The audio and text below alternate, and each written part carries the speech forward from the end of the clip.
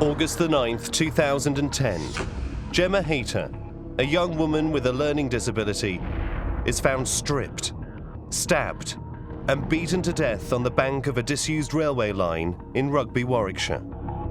What they did was so atrocious, murdering a vulnerable, innocent, naive young woman. It's the most heinous type of crime you can commit. Chilling video evidence shows how Gemma's friendly, trusting nature meant she had no idea the people who attacked her were anything but her friends.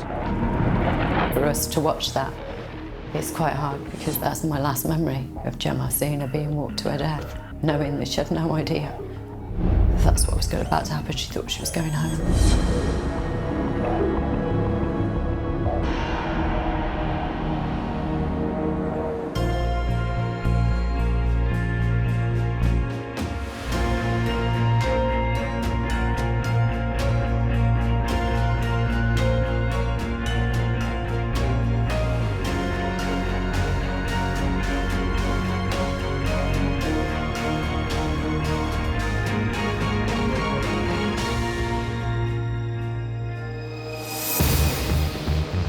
Britain's Darkest Taboos reveals the shocking true stories behind the most horrific acts of familial crime, including torture. I was torturing my sister.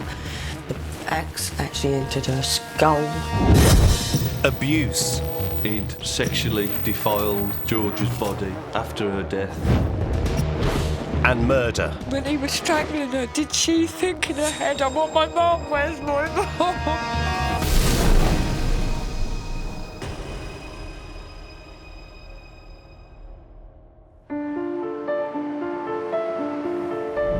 Rugby, a Warwickshire market town in the heart of England. It's here that on the 13th of September 1982, Gemma Hayter is born. The day she was born, I ended up ringing the maternity hospital to say, I don't feel right, but even though I've had 2 children, I don't know whether I'm in labour or not. About 9 o'clock, I wanted to push, so my husband, Gemma's dad, flew off to see their sister, and all hell broke loose, and she was born at 9:10. I was really excited. I couldn't wait to have a little sister. She was very cute when she was little, very strong, but very cute. She had wiry, sticky up hair and a little turn in her eye. She was the youngest, and there was a 7-year age gap between Gemma and Neil, and a 10-year age gap between Nikki. And they'd been so looking forward to having this little playmate and that. She was so funny. She used to put herself in really silly situations, but yeah, she was always very, very loving, very, very affectionate.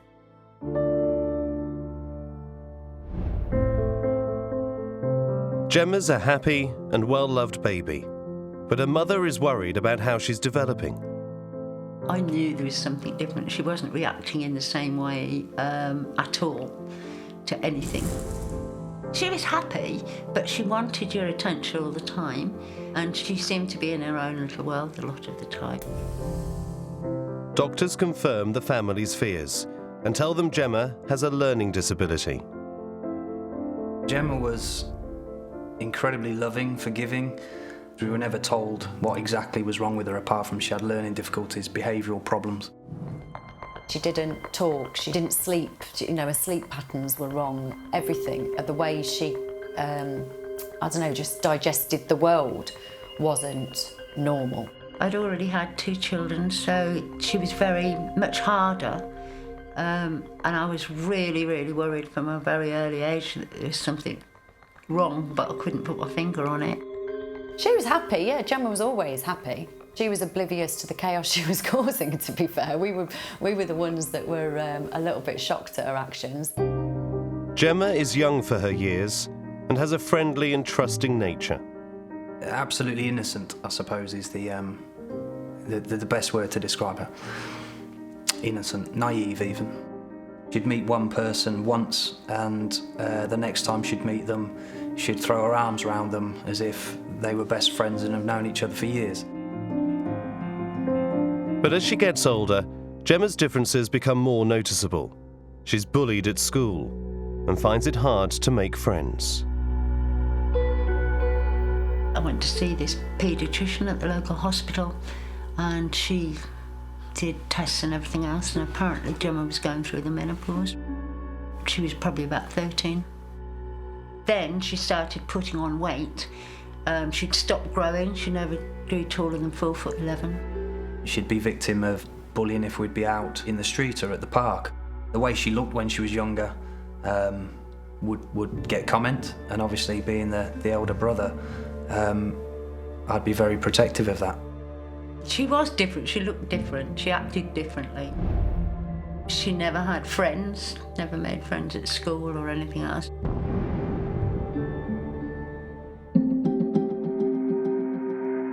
Psychologist Emma Kenny has worked with vulnerable young people, including those with learning difficulties.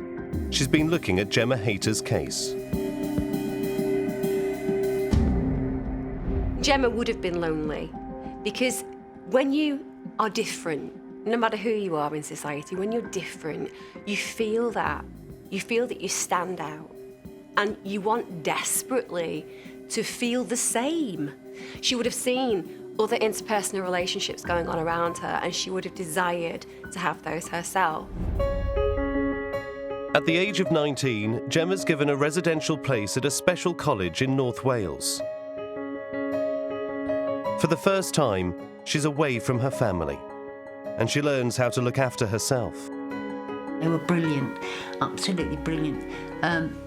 She thrived there. She eventually learnt how to mix with other people, how to cook, how to clean, how to keep herself clean.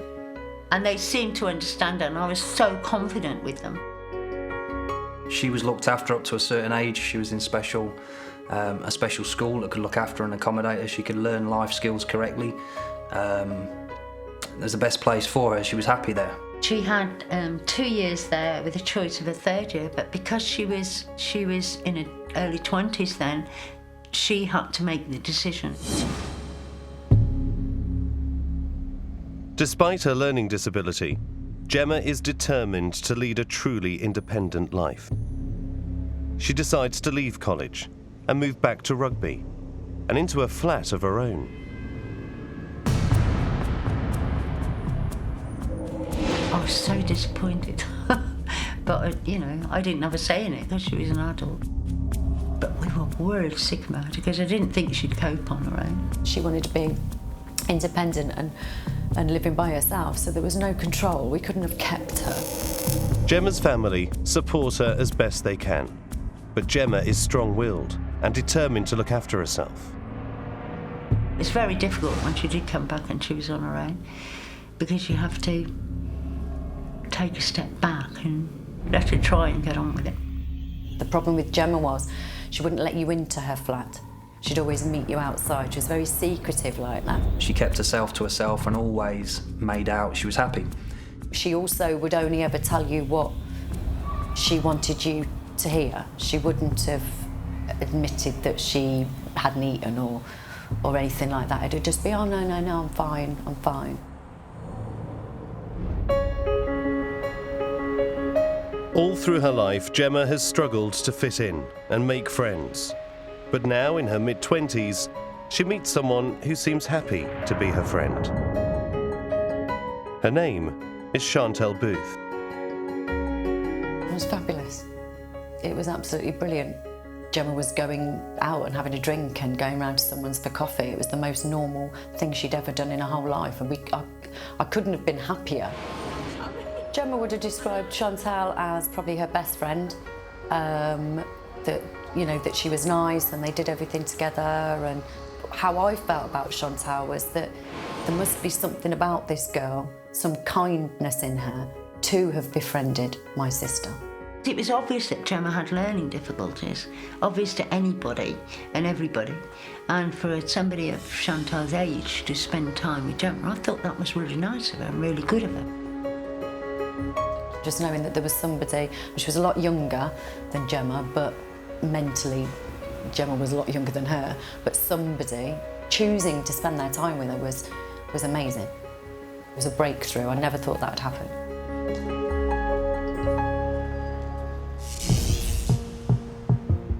as time goes on and Gemma's family learn more about Chantal, they're concerned she's taking advantage of Gemma. It came to light that Chantal was taking money off Gemma. So Gemma would have been aware that that was happening, obviously, but she would have thought of it as giving her friend money, helping her friend out. She wouldn't have had any idea that Chantal meant any, bad stuff with that. But Gemma thought the world of Chantal. Gemma didn't have an understanding of what good friendship was because she hadn't had them before.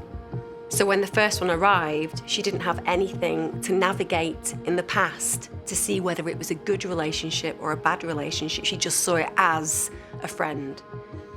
And I would imagine that for Gemma that was so important that no matter how she was treated within that friendship, it was more integral and important for her as a person to have a friend than to be concerned about how she was treated within that friendship. Saturday, August the 7th, 2010. Gemma visits her mum, then heads off on a night out in Rugby with Chantal and 4 other friends. She said, right, I'm going. And she gave me a kiss goodbye, kissed her nan goodbye. And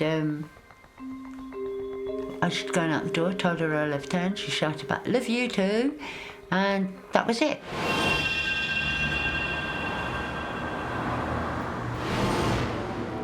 It's 11:30 in Rugby town centre. CCTV cameras zoom in. One of Chantal Booth's friends, Duncan Edwards, berates Gemma. Another friend, Joe Boyer, in the striped shirt, joins in. All to the apparent amusement of Chantal. But they haven't finished with her yet. Chantal grabs hold of Gemma and drags her away. Duncan Edwards follows. The rest of the group, Daniel Newstead, Jessica Linus, and Joe Boyer, stand and wait.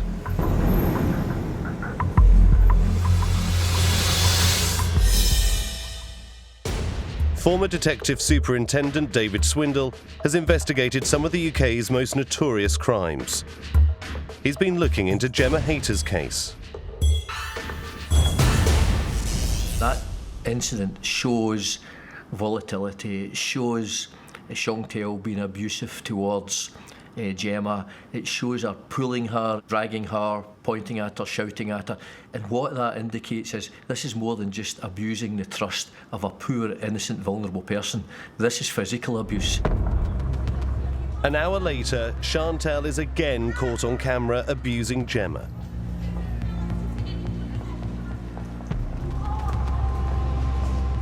She then marches off, leaving Gemma all alone and distraught.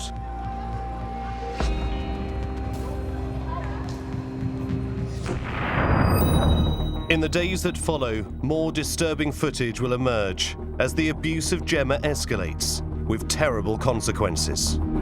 Gemma looked as if her face had been used as for target practice, basically. From here to here was black.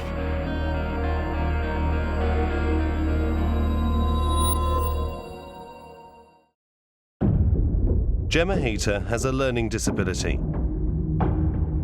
All through her life, she's been marked out as different and has struggled to make friends. But in her mid-20s, all that changes when she meets Chantal Booth. Gemma would have described Chantal as probably her best friend. Just knowing that there was somebody paying attention to her and wanting to spend their time with her was amazing. But in reality, there's a dark side to the relationship. Chantal's bullying Gemma and taking advantage of her trusting nature. The way that she drags her off demonstrates that she has no care or consideration for her feelings. She actually enjoys potentially watching what's happening to Gemma. And the way that she pulls her down that road, it suggests again, she treats her like a dog. She knows that just like any loyal animal, you can kick it and it'll stay by your side. Monday, August the 9th, 7 a.m. 2 days after CCTV cameras film Chantal and her friends bullying Gemma, a body is found by a disused railway line just outside Rugby Town Centre. An early morning jogger raises the alarm. I was called around 6:30, 7 o'clock in the morning, I think. You know, it was a Monday morning, so I was on duty. Got called early and attended the disused railway line as one of the first detectives to arrive at the scene. And it was obvious to me that it was a homicide, and I took charge of the investigation. Police identify the body as Gemma Hayter. Her family are given the devastating news. They said we found the body of a young woman on the old railway embankment. And I sat down. I think I bang, sat down, and they said that it was Gemma. There was me, my brother, my mum, stepdad and nan, and that's when they told us that she was naked, and that she was lying face down, with her feet on the path and her head in the undergrowth, and that she'd been severely beaten. So that's all we knew.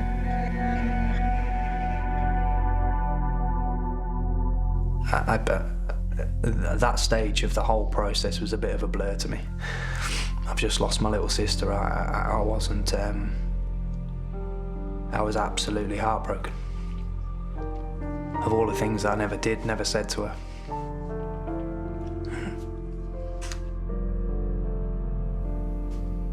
Everything until I went to bed, I think, is a complete blank, and then I broke my heart when I went to bed.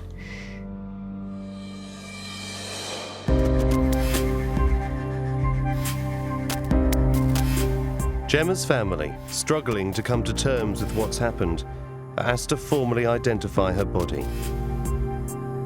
Gemma has been stabbed and beaten to death. My son decided there's no way he could go in and see his sister. He just broke his heart, absolutely broke his heart. Mum, Nikki and I went in, and the only way that I could describe it was Gemma looked as if her face had been used for target practice, basically. From here to here was black. It was just awful, absolutely awful. Nikki nearly hit the floor. Yeah, it was my little sister. You know, and all the marks were there, and it was obvious what had happened to her. But the worst thing for me was watching my mum and my nan be in that room with their daughter and granddaughter, and watching my mum kissing her daughter who was dead. She'd never had to have seen that.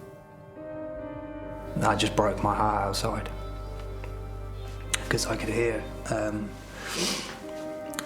my mum literally howling in tears at the state of her daughter, and I didn't want that. I didn't want that memory.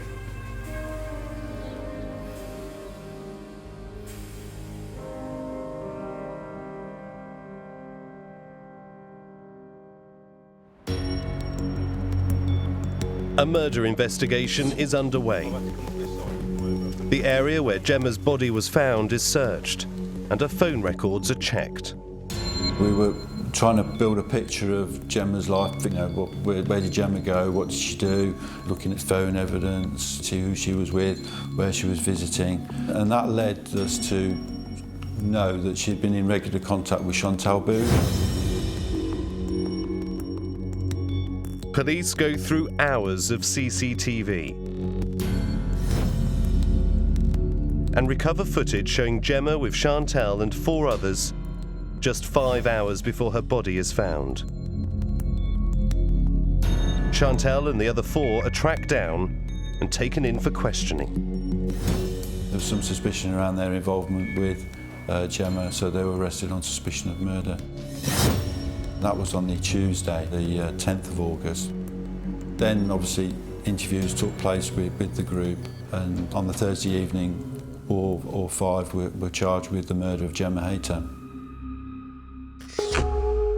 The 5 are Duncan Edwards, Joe Boyer, his girlfriend Jessica Linus, Daniel Newstead, and his girlfriend Chantel Booth. Gemma's family are shocked and devastated that among those charged with her murder is her best friend. I got a phone call from the police on the Thursday saying that they'd got the 5 people in custody. And I couldn't believe it. I couldn't believe that it was her. I couldn't believe it was Chantal and her friends. I suppose we just thought, she'd been out and somebody had befriended her and, come with me, Gemma, sort of thing. Never would have, in a million years, would have thought that it would have been her friends. As the shocking, almost unthinkable news sinks in, police sift through evidence and start to piece together Gemma's final hours. The 5 friends charged with her murder are held in custody, but show little sign of remorse. The defendants in custody, all laughing and joking, thinking it was a bit of a joke. I think they thought that, it was all going to go away and they were going to get released. They blame each other, and each refuses to accept any responsibility for Gemma's death. They were all trying to mitigate their involvement in what had gone on, blaming other people for certain things. But for me, it's quite clear they all acted together. They all had a duty of care to Gemma, and they just acted like a pack of animals in what they did. The trial date is set, and the full scale of Gemma's betrayal by people she trusted and thought were her friends is about to emerge. And they made her drink urine from a beer can. They bounced her head off a radiator and broke her nose with blood all over the radiator.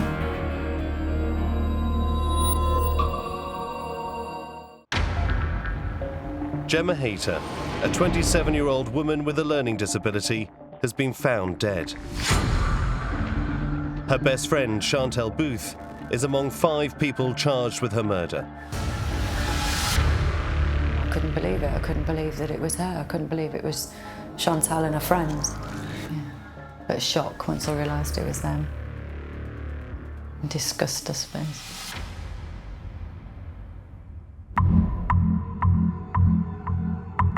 Police seize as evidence 27 CCTV recordings as they piece together exactly what happened in Gemma's final hours.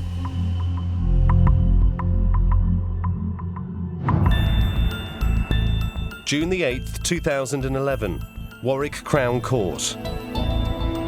It's almost a year since Gemma Hayter's body was discovered.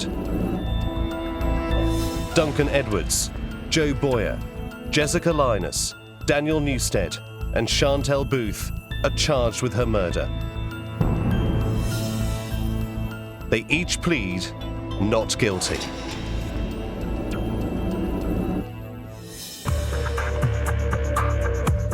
Gemma's family hear how she goes to visit her best friend Chantel on Sunday, August the 9th, 2010. They talked Gemma around into going to Chantal's flat. I think they'd been probably drinking, they'd probably been smoking. Once there, instead of being welcomed by her friends, Gemma is abused and tortured. They'd beaten hell out of Gemma and she'd had her nose that badly broken that it was practically not attached to her face. She'd lost a lot of blood because there was forensic evidence of that, and it was all around the bedroom and everything.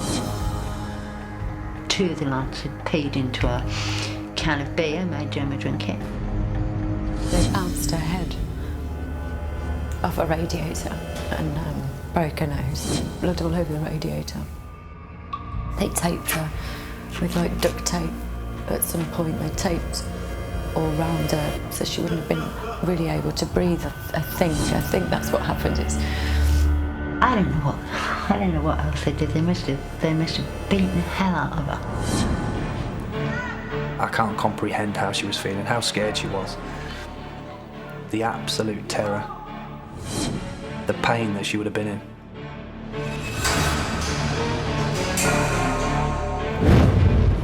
This is a poor, vulnerable person that is so trusting of society and trusting of Chantal, her best friend. She endured a lot of pain, a lot of humiliation during this torture.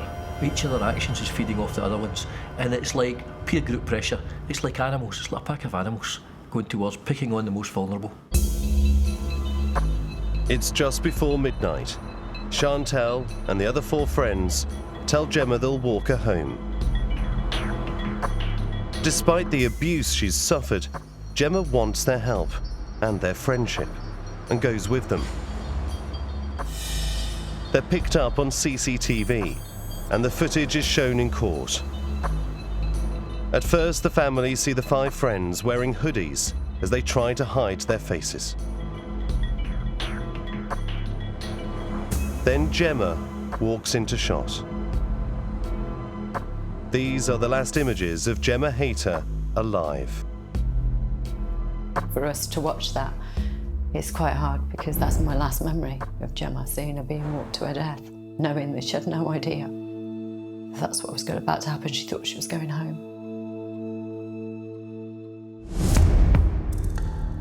The images are haunting and distressing. As the camera zooms in, we can see Gemma has a bloodied nose.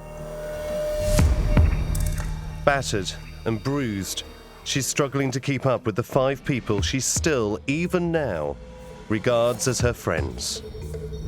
Watching that CCTV, knowing that she has just been tortured, seriously assaulted, with blood in her face, the fact that Gemma still believes Chantal is her best friend, it's horrendous. She would have been scared. She'd been in a lot of pain as well. She'd have been hurting, but she would have been relieved that they were taking her home as far as Gemma was concerned. So I think she'd have just wanted to keep her mouth shut and head down and just get home. For the family, the fact that Gemma willingly follows Chantal and the others is difficult to understand and to come to terms with.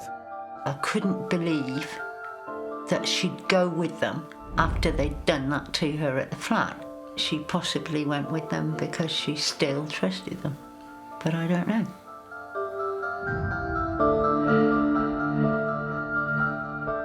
If somebody has abused you, tortured you, humiliated you, the minute you get out of that place, the minute you're on the street, you are going to run like hell. You are going to scream for some passerby to help you. You're going to do anything in your power to survive. Gemma doesn't.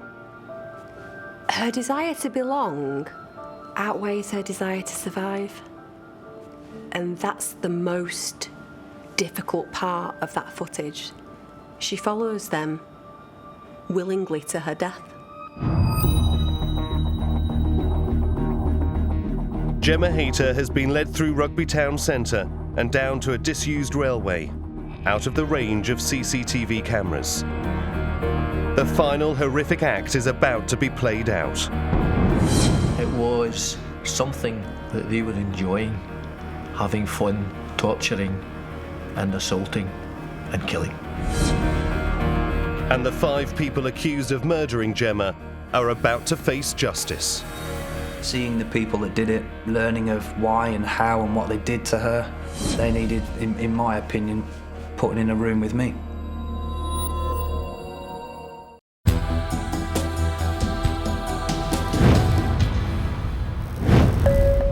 "27-year-old Gemma Hayter, who has a learning disability, has been found dead. Her best friend, Chantal Booth, is among 5 people charged with her murder. I couldn't believe it. I couldn't believe that it was her. I couldn't believe it was Chantal and her friends. The 5 accused plead not guilty, and Gemma's family watch as the court is shown chilling and disturbing CCTV footage of Gemma's final hours. That's the most difficult part of that footage. She follows them willingly to her death. Out of range of CCTV, the court hears how Gemma is taken down to a railway embankment, stripped, beaten, stabbed, and left for dead. They severely beat her down there, kicked her in the head. There was a boot print on her head. There was a stab wound on the back of her neck. They stripped her, unless they made her strip. I hope they didn't. I hope they didn't. But they put bin liners over her head and left her to die. I can't comprehend why they'd do it. There's no reason why I can think of. Gemma would not have provoked it. She would not have wound them up. She would have been the butt of their jokes. They were fully aware of what they were doing. They were playing on the innocent, the weakest of the group. It was something that they were enjoying, having fun, torturing and assaulting and killing. And I think they've all gone into sort of a pack, like a pack of animals, really. I can only describe it as feral behaviour. For whatever reason, they decided that, they were going to cause Gemma really serious harm that night. That is sickening. I just can't understand what was going through their minds that night and why they did it. Nobody deserves to be attacked because they're different. Nobody. It doesn't matter what colour your skin is, what your religious belief is, what your sexuality is. However, an adult, functioning human being at least can fight. If somebody comes at you and you're ready, you can fight back. She doesn't have any of that. It's kind of a hate crime plus, because she has no opportunity to respond or react. She doesn't understand that they hate her. She doesn't understand that they want to harm her. She just thinks they're friends and this is what they're doing.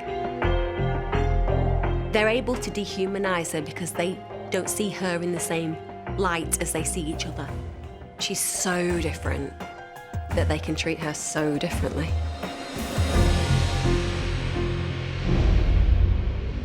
CCTV cameras then show the 5 friends returning without Gemma and without making any attempt to call the emergency services. This is now 1:27 on Monday the 9th of August. You can see the initial group of 3 walking back the return route back towards Rugby, and you can see Newstead and Booth there, they're walking hand in hand, seemingly without a care in the world. But this time Gemma's not there. But certainly none of that group, who all had mobile phones with them that evening, made any contact with the emergency services. Nobody called an ambulance, nobody called the police. So, the CCTV evidence shows that they were acting together for callous, vicious acts.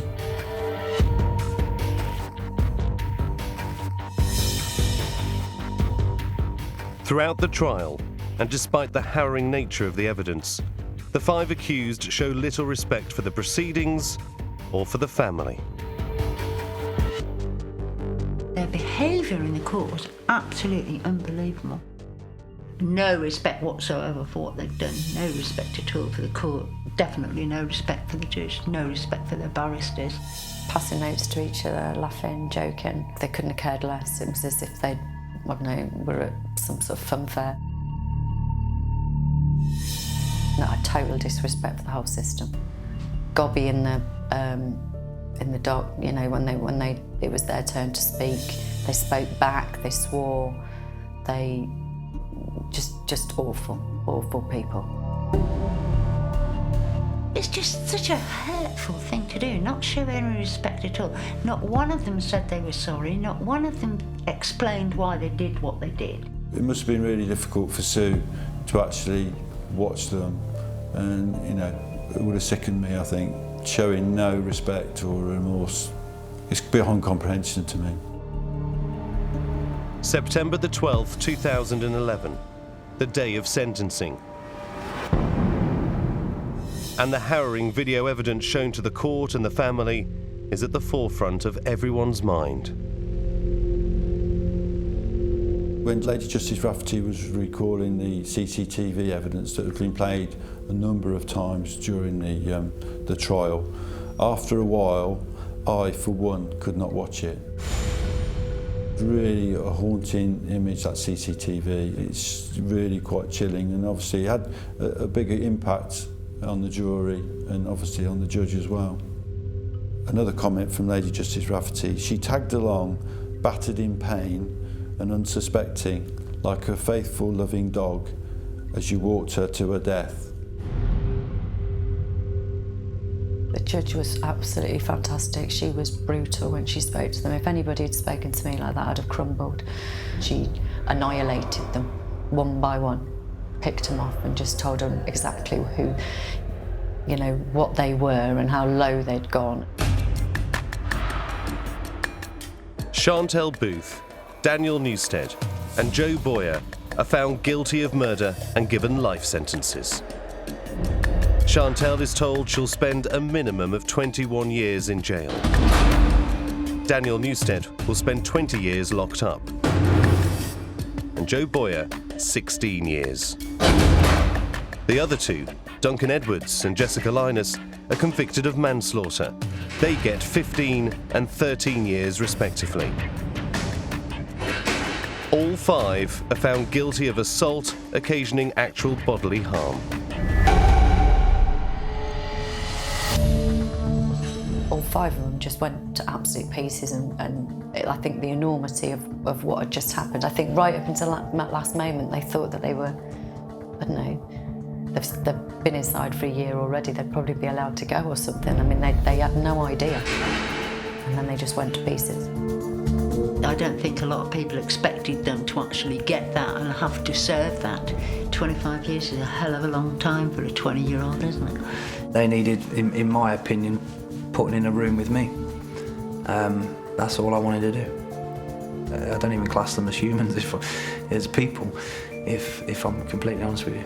They're living and breathing and eating and having birthdays and whatnot, and will be released one day, potentially. That's no justice for what they did.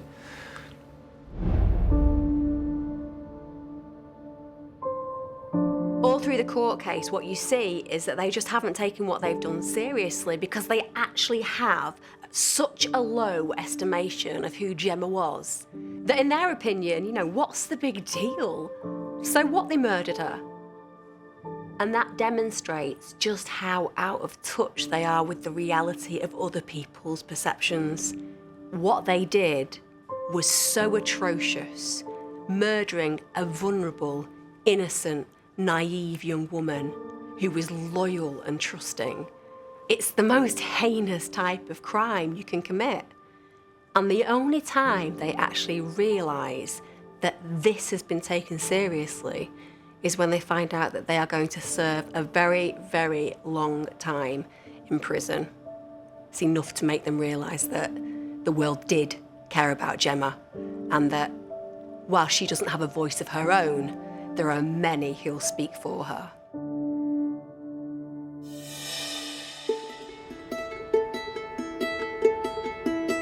My name is Sue Prince. I've been asked to speak to you today about my experience of a mother of a young vulnerable adult with learning disabilities who was a victim of hate crime. Gemma's mother, Sue, is one of those people speaking out for Gemma. She now spends her time telling others about what happened to her daughter. I don't want anything like this to happen to anybody ever again, and I think it probably happened to Gemma because she had learning difficulties. So it's made me realise that there are bad people in this world, you know, and I don't want anybody else to suffer like Gemma must have suffered. I don't want anybody else to lose their life, be bullied, or anything else. If I can get that across, then that's great.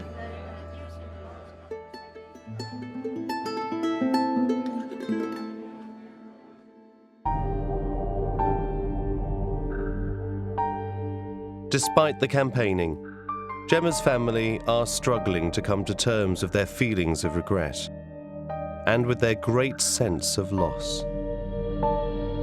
Just miss having a sister. I miss my mum having her daughter.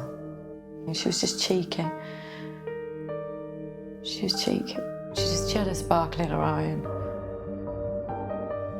I could have shown her that I loved her more.